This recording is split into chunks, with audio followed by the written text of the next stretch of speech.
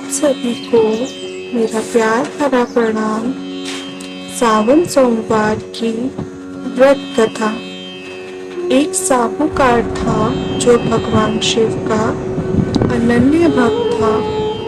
उसके पास धन धान्य किसी भी चीज की कमी नहीं थी, लेकिन उसकी कोई संतान नहीं थी और वह इसी कामना को लेकर रोज शिवजी के मंदिर जाकर दीपक जलाता था। उसके इस भक्ति भाव को देखकर एक दिन माता पार्वती ने शिवजी से कहा कि हे प्रभु, यह साहूकार आपका अनन्य भक्त है। इसको किसी बात का कष्ट है तो आपको उसे अवश्य दूर करना चाहिए। शिवजी बोले, हे पार्वती, इस साहूकार के पास पुत्र नहीं है। यह इसी बात से दुखी रहता है। माता पार्वती कहती है कि हे ईश्वर, कृपया करके इसे पुत्र का वरदान दे दीजिए। तब भोलेनाथ ने कहा, हे पार्वती, साहूकार के भाग्य में पुत्र का योग नहीं है। ऐसे में अगर इसे पुत्र प्राप्ति का वरदान मिल भी गया तो वह केवल 12 वर्ष की आयु तक ही जीवित रहेगा।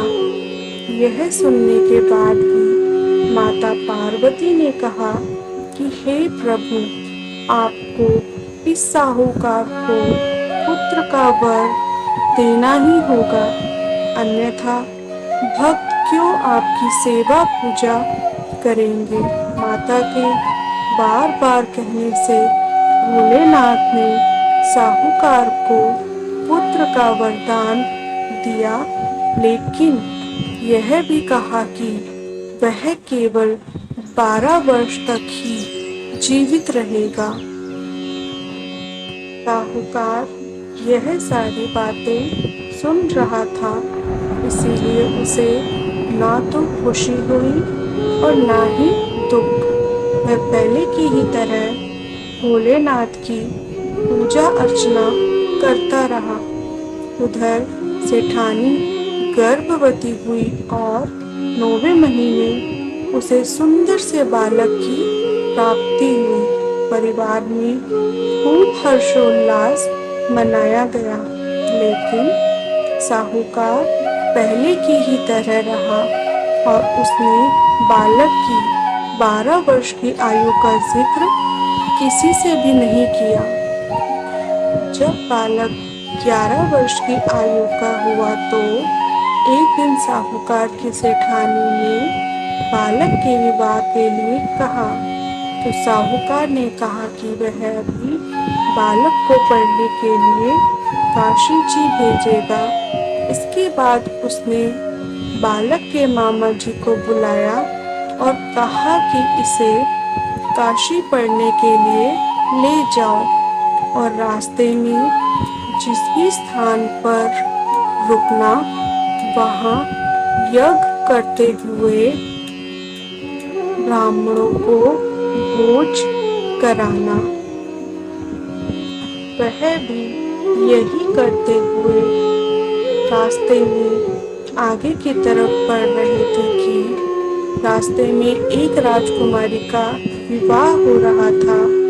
जिससे उसका विवाह होना था वह एक आंख से काना था।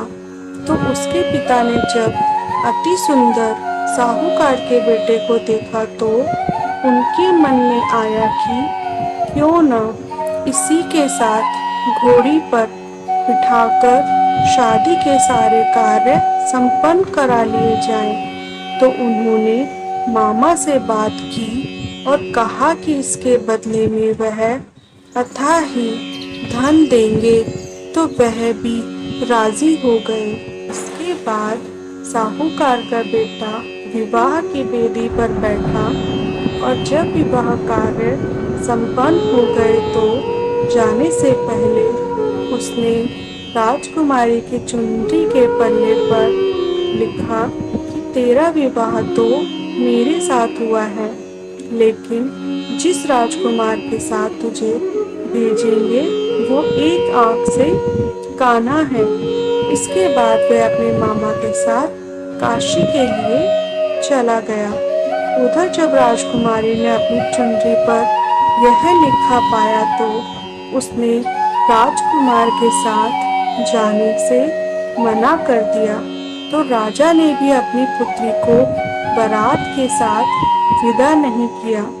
बारात वापस लौट गई। उधर मामा और भांजे काशी पहुंच गए थे।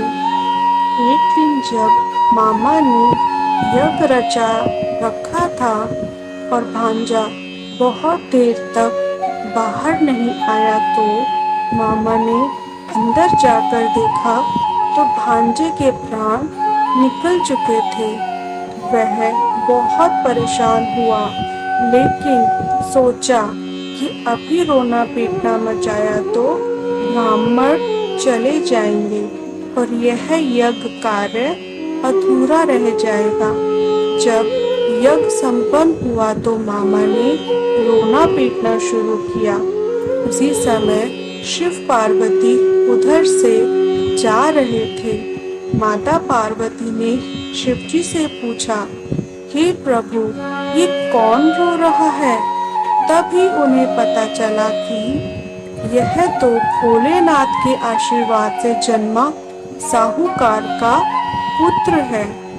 तब माता पार्वती कहती है कि हे स्वामी, इसे जीवित कर दे, अन्यथा रोते रोते इसके माता पिता के प्राण निकल जाएंगे।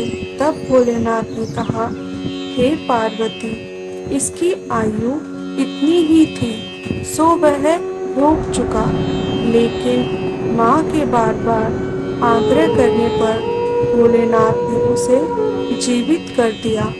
लड़का ओम नमः शिवाय करते हुए जी उठा और मामा भांजे दोनों ने ईश्वर को धन्यवाद दिया और अपनी नगरी की ओर लौट आए। रास्ते में वही नगर पड़ा और राजकुमारी ने उन्हें पहचान लिया। तब राजा ने राजकुमारी और साहूकार के बेटे के साथ बहुत सारे धन धान्य के साथ उन दोनों को विदा किया। साहूकार और उसकी पत्नी छत पर बैठे थे। उन्होंने यह प्रण कर रखा था कि यदि उनका पुत्र सकुशल न लौटा तो वह छत से कूदकर अपने प्राण त्याग देंगे। तभी लड़के के मामा ने आकर साहूकार के बेटे और बहू के आने का समाचार सुनाया, लेकिन वह नहीं माने। तो मामा ने शपथ पूर्वक कहा। तब तो दोनों को विश्वास हो गया और दोनों ने अपने बेटे बहू का स्वागत किया। उसी रात साहूकार को स्वप्न में शिवजी ने दर्शन दिए और कहा कि मैं तुम्हारे पूजन से प्रसन्न हुआ।